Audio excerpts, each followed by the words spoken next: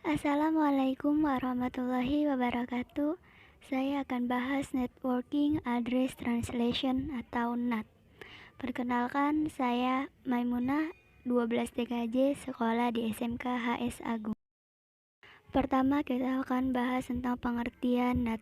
Network Address Translation atau NAT adalah sebuah sistem yang dipakai untuk menggabungkan lebih dari satu komputer untuk dihubungkan ke dalam jaringan internet hanya dengan memakai sebuah alamat IP atau IP address.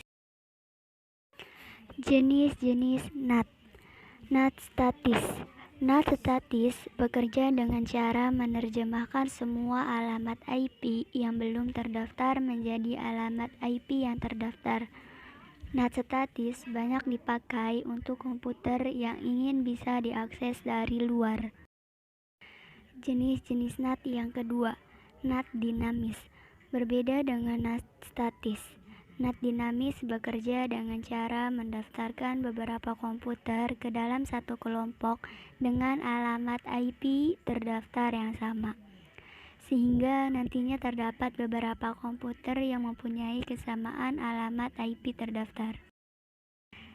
Jenis-jenis NAT yang ketiga, overloading NAT. Overloading NAT memungkinkan untuk lebih dari satu klien terhubung untuk menuju satu IP publik, akan tetapi pada port yang berbeda, sehingga ketika NAT menerima permintaan dari klien untuk dihubungkan kepada server, NAT selanjutnya akan menentukan nomor IP dan juga port untuk klien tersebut. Jenis-jenis NAT yang keempat, overlapping NAT. Overlapping NAT adalah bentuk NAT yang melakukan penerjemahan secara dua arah, terutama apabila terdapat nomor yang sama di antara alamat IP publik dan juga lokal. Supaya tidak terjadi konflik, maka NAT akan mengubah nomor IP publik menjadi nomor yang tidak terdapat pada jaringan lokal. Fungsi NAT. Adapun fungsi NAT yang diantaranya yaitu yang pertama, meminimalisir adanya duplikasi alamat IP dalam jaringan.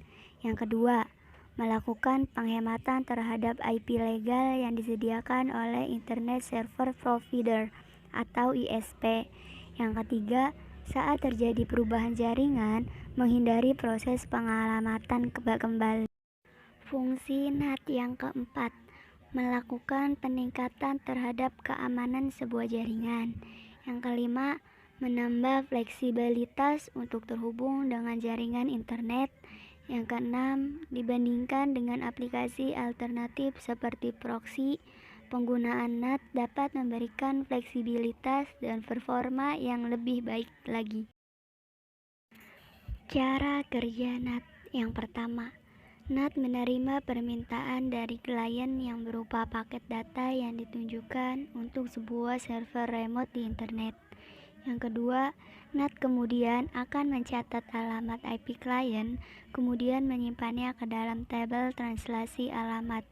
Selanjutnya, alamat IP komputer klien tersebut akan diubah oleh NAT menjadi nomor IP NAT. Lalu NAT lah yang akan melakukan permintaan kepada server.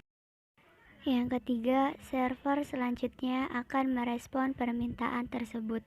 Melalui sudut pandang server, yang terlihat adalah alamat IP NAT, bukan alamat IP klien yang meminta data yang bersangkutan.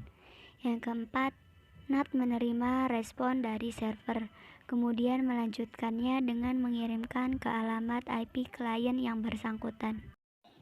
Terima kasih semuanya udah nonton video aku kali ini. Semoga bermanfaat untuk kalian semua. Dadah.